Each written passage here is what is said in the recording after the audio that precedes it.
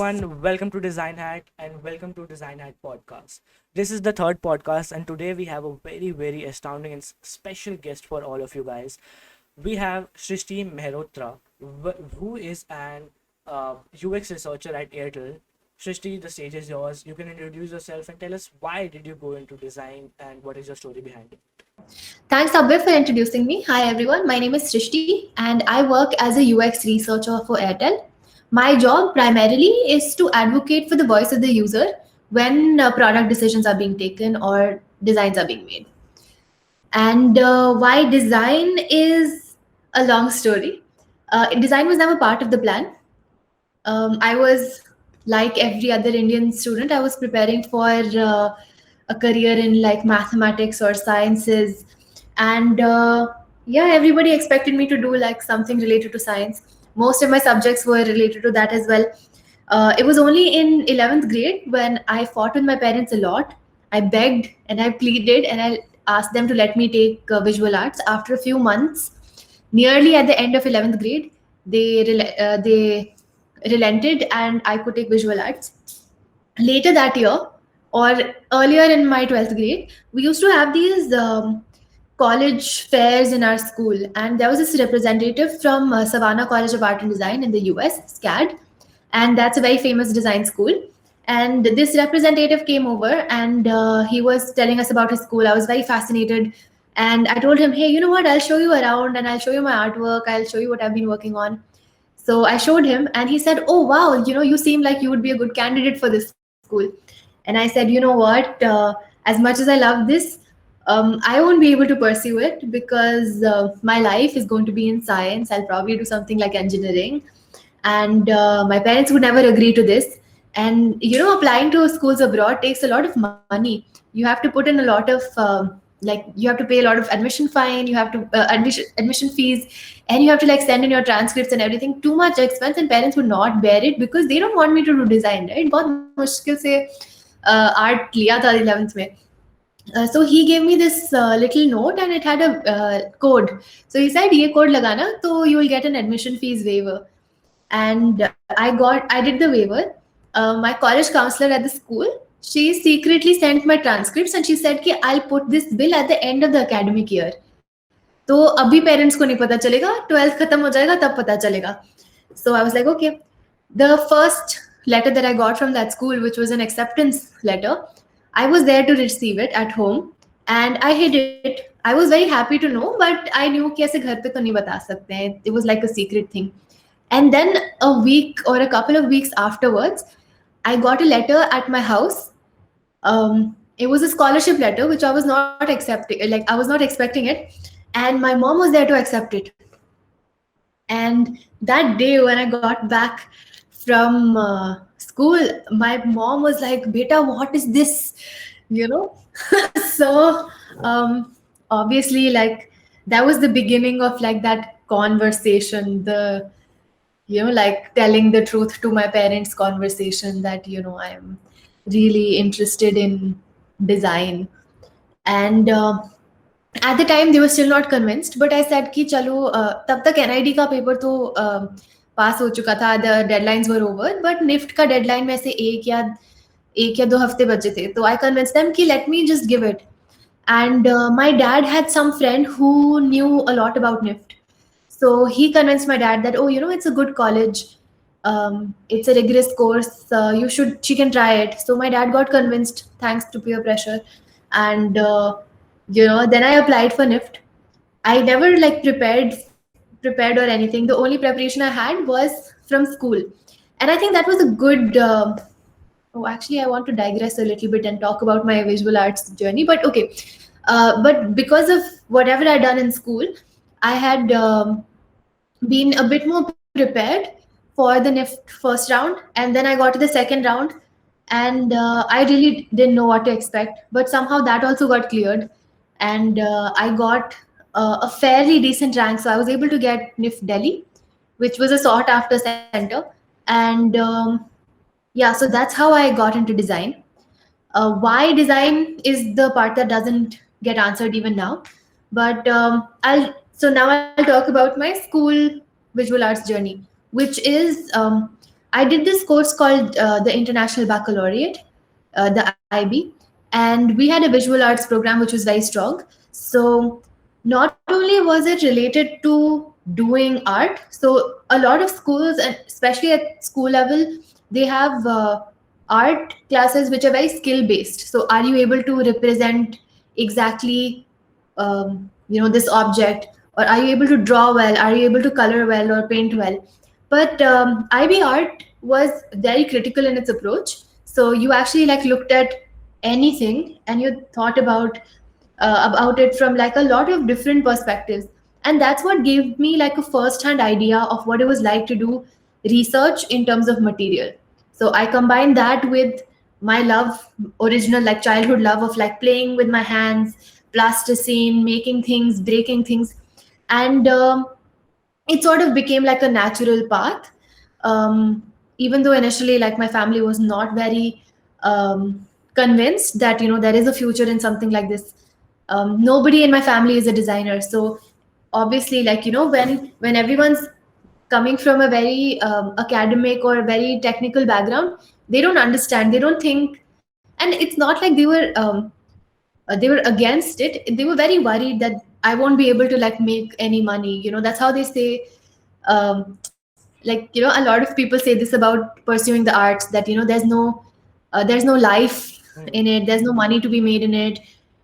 You may or may not be successful. So those are the fears that my family also had. But eventually, like over the years, I've been able to show them with evidence that, hey, you know what, like I can I can make a living for myself, I can be very happy following uh, this pro- this field.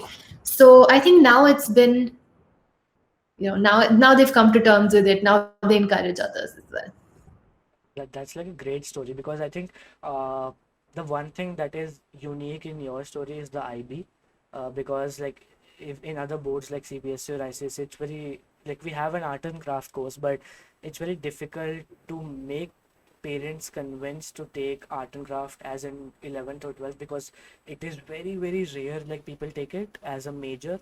So I think that was something, and also what you talked about making and breaking things, and how that made you like how that made you go into the design field. I just wanted to ask, what do you think like make and break thing kind of concept is something that usually parents take it as in a way that uh, that something that that kind of people or that kind of if the kid is doing that these things, this is something related to going into computer science or going into engineering. Because in I think in Three Idiot movie as well, he said that making he used to unscrew and screw things up, so that is making and breaking things. So that is kind of why he did design. So do you think that is something whatever society is trying to teach us? See, I think traditionally, Indians have been very good at like science, at math, at engineering. So these are subjects which are very ingrained in society and they're very acceptable. And now I think design is also getting to that level.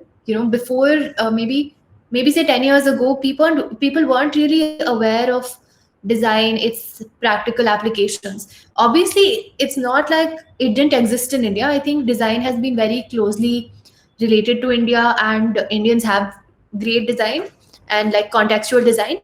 But in like regular society, or even if you look at our portrayal of design as a field in say popular culture like movies or TV shows, design comes across as something that is very very how do I say it, like very snobbish, very uh, um, inaccessible to like a regular to like regular people. And I think that portrayal itself is a little bit problematic, because if you see like any movie which is about like regular middle class people, you'll have engineers in it. It's very relatable.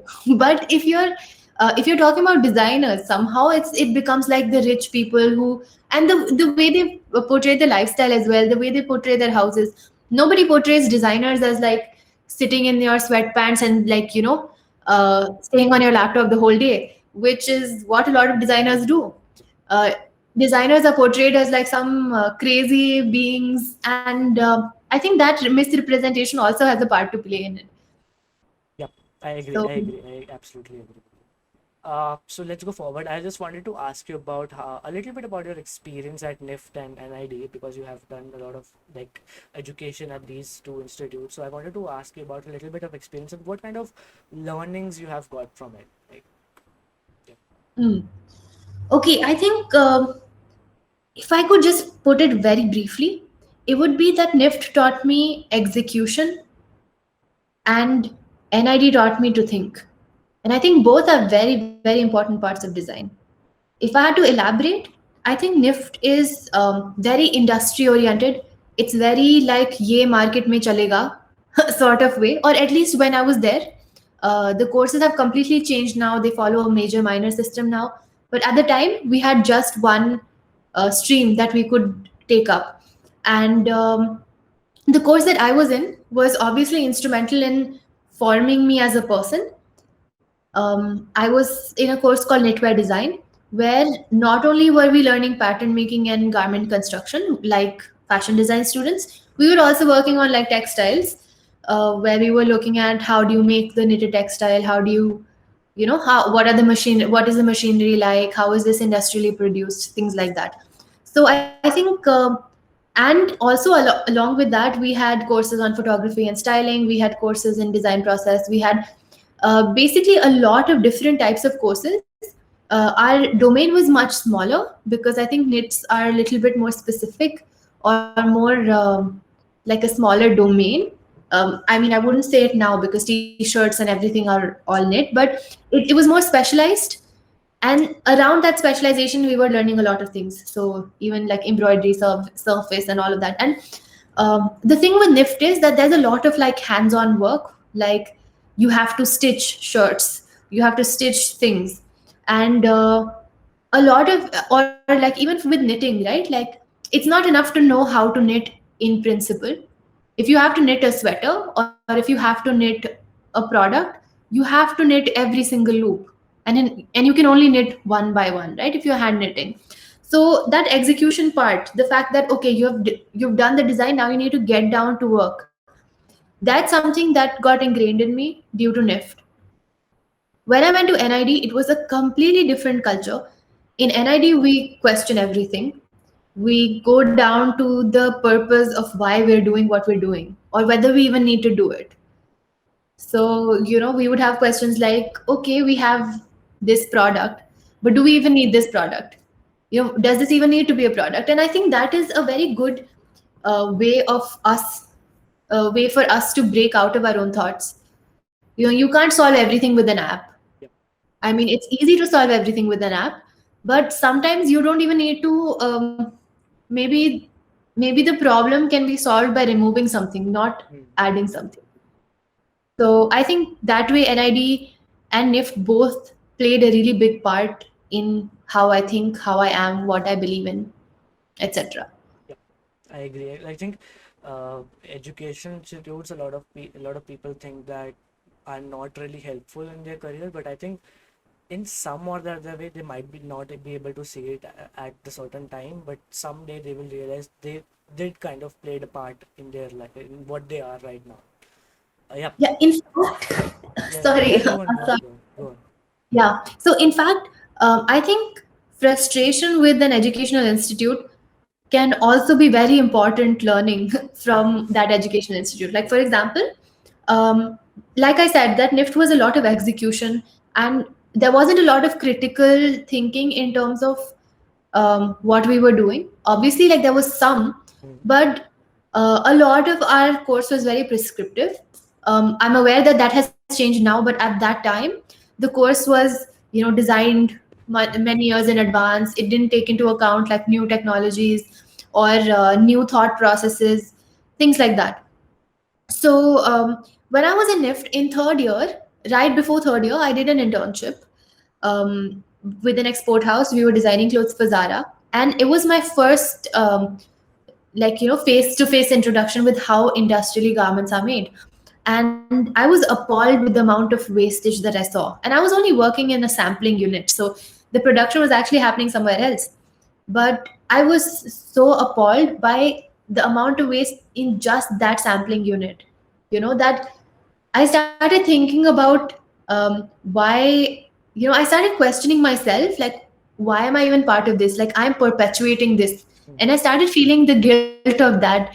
And and then I started thinking more about sustainability, what I need to do, how can fashion be more sustainable. And that's how I um, and obviously, like, around that time I was also like looking at NIFT in general, how design courses were, like how design courses were using so many materials and wasting so many materials. So that whole environment sort of made me really question whether design is um, a friendly practice to the environment. We say so many good things about design, but is it even really uh, is this just lip service that we're doing? Is it even really good for people? Are we taking into account the people that we're designing for, the people that we're designing with, the people who are helping manufacture our products, things like that?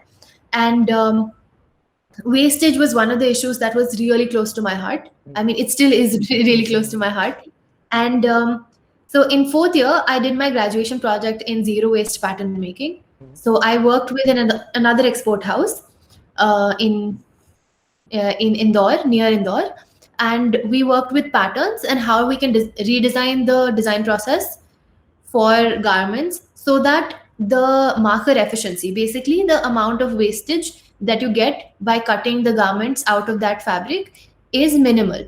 So the average marker efficiency for, like, say a fashion garment like Zara or something is around maybe 70%, and the collection that we made had an average marker efficiency between say 95 to 97%, which was a a big increase, accounting for sizes as well. Mm. So that was one of the things. And then I started working at Doodledge. And Doodledge, I'm not sure you know, but it's a really, really good brand.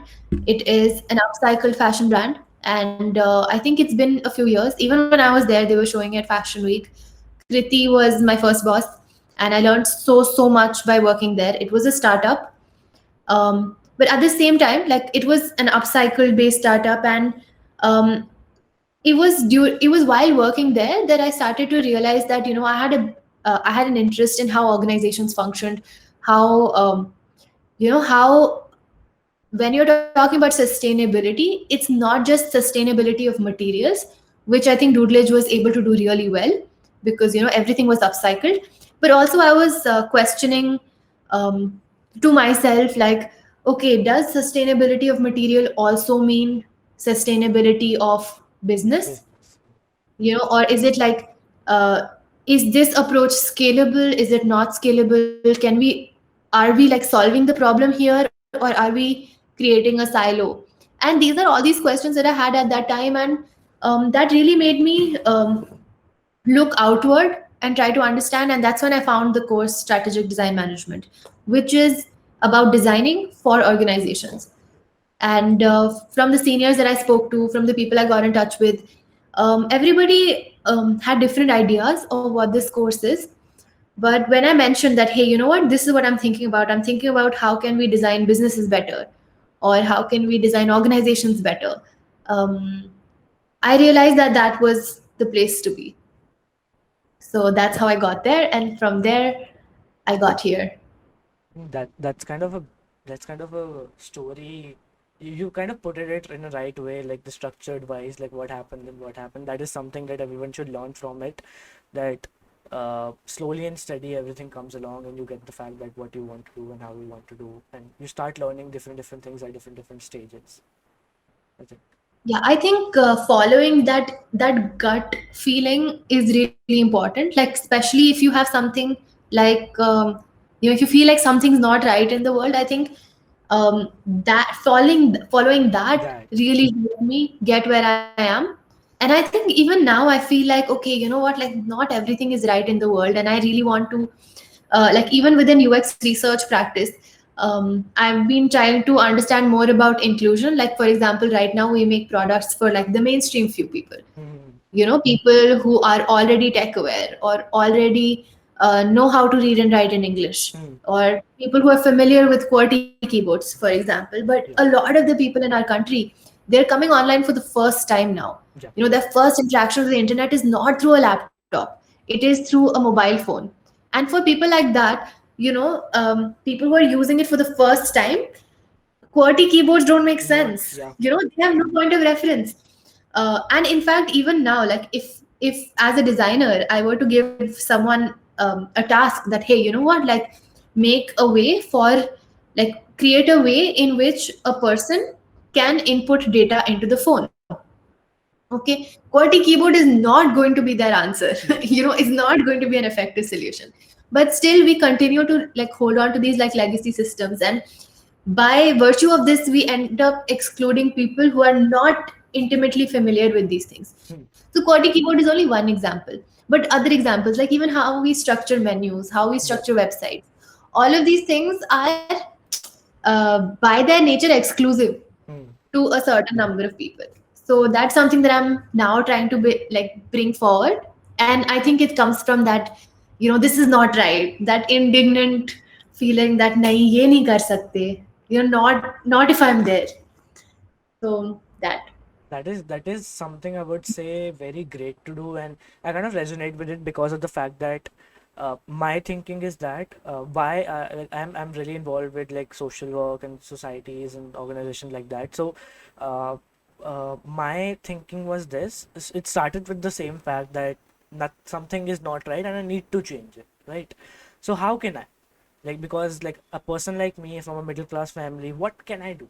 Like, what can I do? So something that came up as a student, something that came up, I can join organizations, I can bring a little bit of change from that.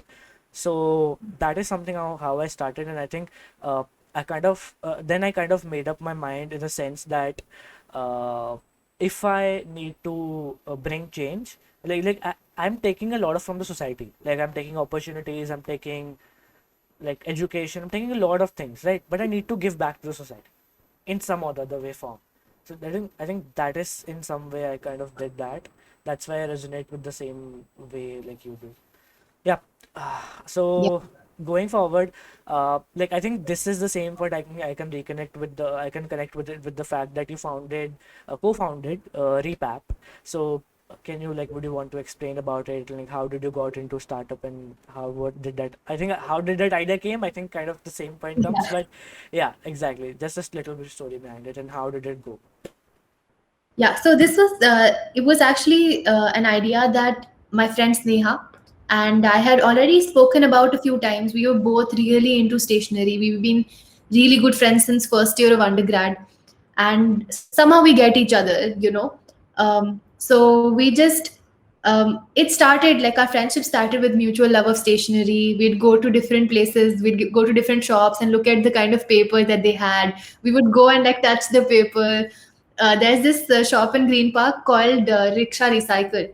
So it has all recycled papers, and we would go there and just spend some time there. It's a really tiny shop. It's like very very small, and we would just go there and spend like hours there. It was something that we just did. Plus, we were both really into against waste. We were the kind of people who would like save paper and use the backside of the paper, not waste anything. Try to like upcycle as much as possible. So when I was doing my internship, when I was doing my graduation project, and I was in Indore, I think that's when Sneha messaged me once that, hey, do you want to do something together? Not sure yet, but do you want to do something together? And as soon as I came back, we started, thinking about it more seriously. And yeah, and that's when we started, because I think it was kind of quite clear for us as well that like we're into stationery, we're into upcycling. It had to happen. There was no other way. And in fact, at the time I was working with Doodledge. So Doodledge was actually the first client for us as well. Doodledge was the person who had faith, like Kriti was the person who had faith in the idea. It worked really well with Doodledge's brand ethos as well. That we were working with upcycled paper, upcycled materials. she was working with upcycling. So we did like garment tags, bill books, and things like that. And yeah, and then once Doodlish did it, I think a lot of other smaller brands did it as well. And I think a year later, yeah, less than a year later, actually, I moved to Gandhinagar. So I kind of, because of a lot of coursework, a lot of studying, and because I was physically apart, so Sneha has been taking it forward in her own way. I've been trying to help as much as I can, but I think now it's Sneha who's taking it forward, and I'm really, really like proud of her and how she's doing it. She's introduced a lot of things. She's been doing workshops. She's been introducing new printing techniques like cyanotype printing and all. She's even set up a print studio in her own house. So, I mean, I really believe in the idea. That being said, like with like Repap was one of the major reasons as well that I started thinking about, is this scalable? Does this make sense in terms of business sustainability? Is this how businesses work? How do you structure a business? And that's why I decided to go to strategic design management. And there I learned so many things that I felt like, oh my God, there is so much that I need to know. And yeah, and I really fell in love with researching about like people, about talking to people. So there's that. I think that is something which also connects with who you are today. I think it's my internet. Let me just. Yep. Hello.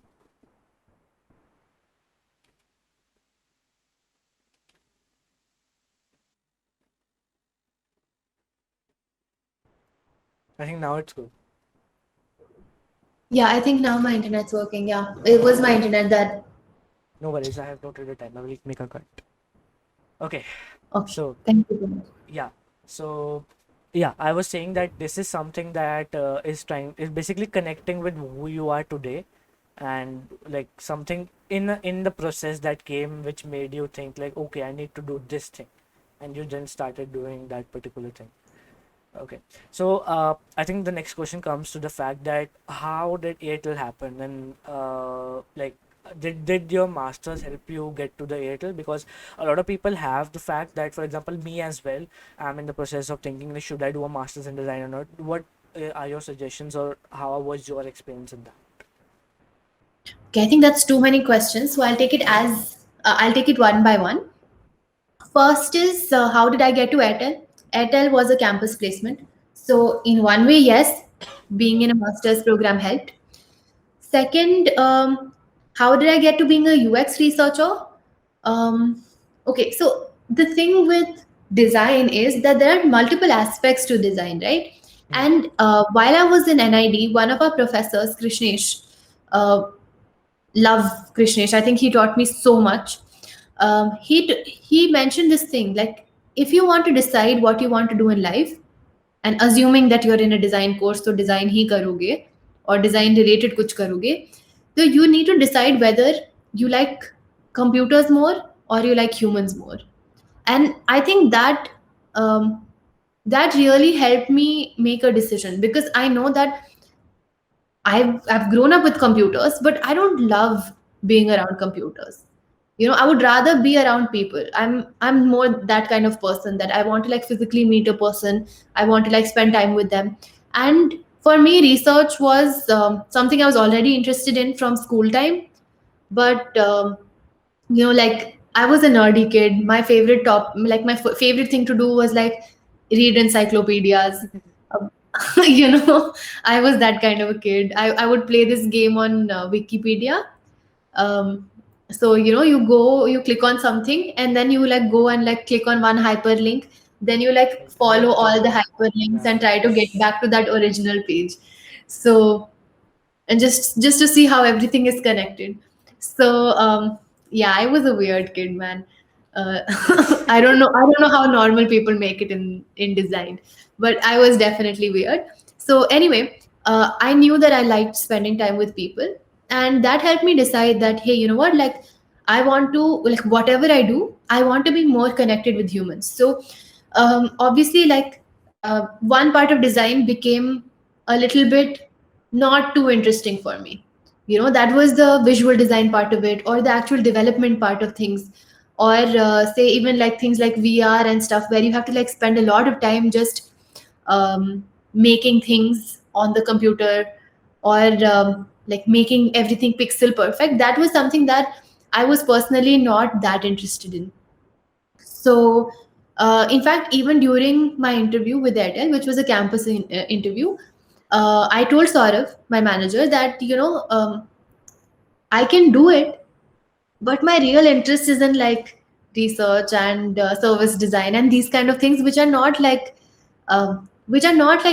part of that final product that people see, Hmm. but they're more like Yep. backstage processes, which are also really important for creating Yep. experiences. Exactly. And initially, I was hired as a product designer, but when when Airtel decided to start a UX research team, I think it was that interest that, hey, you know what, like we already know that this girl is into research, she wants to do research. So they just pulled me and they put me in the research team, like, hey, you know what, like we're starting a new team, why don't you join this? And I think that comes from being vocal about what you like and what you believe in. Exactly. And yeah, and I think that's important. And that previous introspection and reflection about, do I really like this, or do I like this aspect of things, is also very important. And I'm grateful that I could actually do it like so early in my career. But I know that even if I had not had this opportunity, I would still be like willing to do all parts of the process. But at the same time, like um, saying that, hey, you know what, like I'm ready to do everything, but this is what I really enjoy. If you just put that out there, I think people will keep that in mind as well. I think, So yeah, that was interesting. I think how you got hired as a product manager, and one thing that, as you said, one keep in mind that keeping your like getting a voice to the person, that what you really like, and getting your voice out, being open about what you really like, because a lot of people kind of think that, okay, so right now I'm getting this particular post, I should take it because it might be good for me, but would not satisfy what I love. So I think you should always keep in mind what you really. yeah, I think it's important to follow your natural interests. Mm. Now, I actually have a little bit of a Yeah. contrarian point to that. Follow what you love. I think that's not always possible, and Mm. I think there's also one perspective that I just want to bring into this conversation, which is that, in design, there is too much conversation about you have to be passionate Yeah. and you have to like love what you do, and your inner passion should drive you. And I think that that's great if it drives you, but you can't always rely on passion Mm. to do, like to get your work done. मतलब you can't wait कि अच्छा मुझे inspiration आएगा या अंदर से passion आएगा, then I'll do work, because at the end of the day it does become a job. Mm. And sometimes you will do like boring parts of it and you have to do them. There's no and I think it's a profession that that has a lot of boring parts as well. Mm. So there's that. And the second part is that sometimes because of passion, or because like people are really like like driven by love, sometimes when you're like say negotiating with an employer or something, like I've seen this with some people. So I like because you're so eager to do that work, sometimes you can short sell yourself, or you don't negotiate. Mm. Just because you enjoy doing the work doesn't mean that you don't deserve to be fairly compensated for it. So I think that's just something that I would really like to put out for people who are newer in the industry, so that They just could so we're, learn. Yeah. yeah, like just keep that in mind. Okay. That is something. I think this is something that everybody who is listening to this or watching this should take from this particular part as well. Yeah, so kind of coming to the end, I have just two questions left. I just wanted to ask you about how's your work environment at Airtel, and like what do you, if in brief, if you want to tell what do you exactly do at Airtel? Okay, so when I actually applied to Airtel, I didn't think it was going to be like this. I thought कि अरे Airtel जैसी company को designer क्यों चाहिए? And then I realized that Airtel is a really large organization, and for that big an organization, I think we have, and we also have a fairly large design team. We have over 60 people in the team, which is generally unheard of in Indian Yeah. organizations, right? But I think it's a very well managed and very nice team. I think it's a good feeling to be part of it. I wish we were working from office, because I think the people who are there are like genuinely some of the most talented people.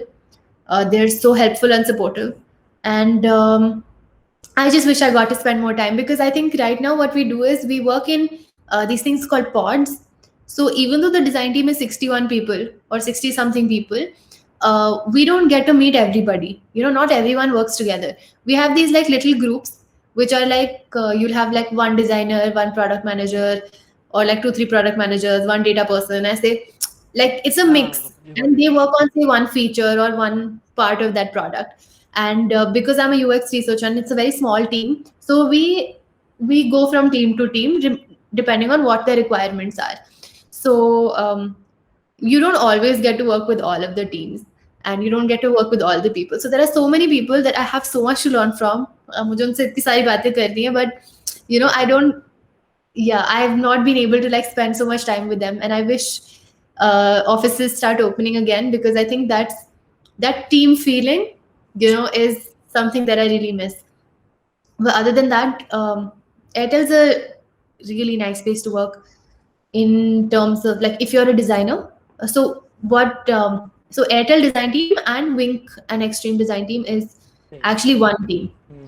So it's so even though they're like technically two different companies, But it's it's, yeah. one team now, and it's it's a good place to work at. And like I said, I work as a UX researcher, so my primary job is to be the voice of the customer.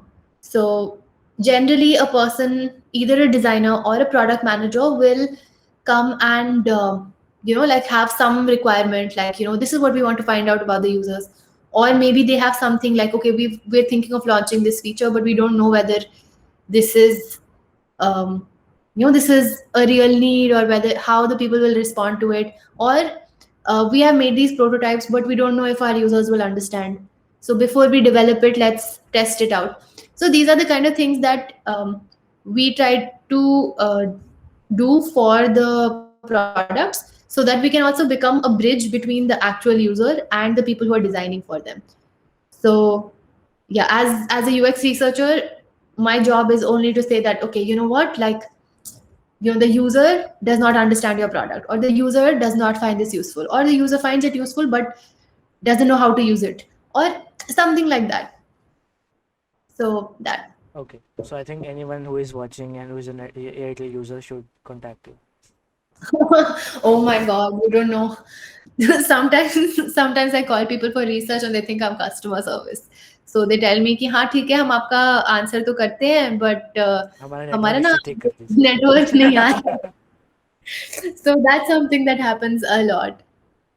That So is that is a great story. Yeah. yeah. I think the last question is something for the audience and something to help the audience out.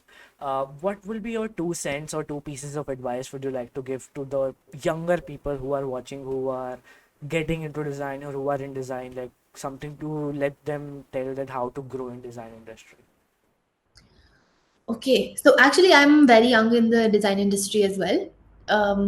But from what I've seen, I think it's really important to have a sense of purpose, and to introspect in terms of what you like doing, what you are good at, and try to build that bridge between both of these things. So if you're interested in visuals, if you really like, say, beautiful products, or if you have a particular industry that you work with.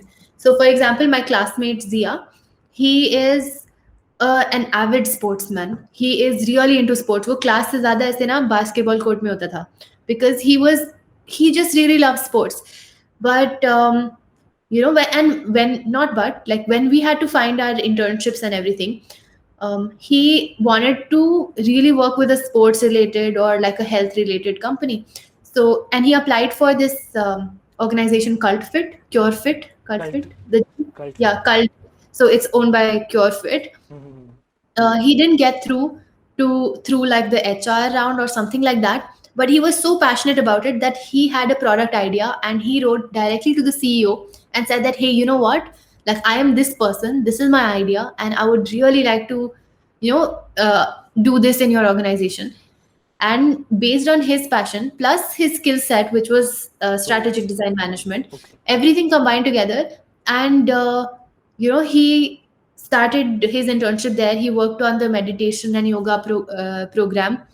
It's launched now, it's live now. And he also got absorbed into the organization after that, simply because he was like just the right fit for Mm-hmm. that organization. So maybe I think what I would take from that is that if you're interested in something, like you might be into music, you might be into news, politics, whatever. I think design is one of those industry agnostic um, or domain agnostic industries where um, the process remains the same, but the content can always change. So if you're interested in something, you can really channel your design through that.